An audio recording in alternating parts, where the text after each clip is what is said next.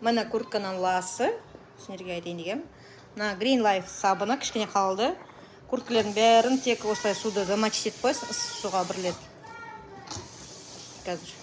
Мына ыссы суға малдым, қойдым. Суды жоқсақ, экономдап. Мына.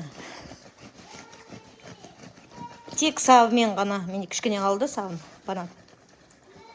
Мына. Сабымен.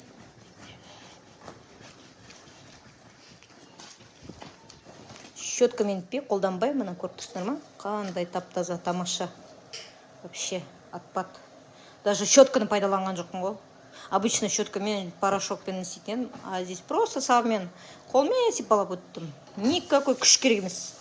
Міне, қыздар, ата-аналар, қарандар, балдардың киімдерін ақ киім кигізуге болады. Даже ақ колготкеге даже жусам да. Әппақ колготкені жудым, тоже күшті болды. Сабынды алындар.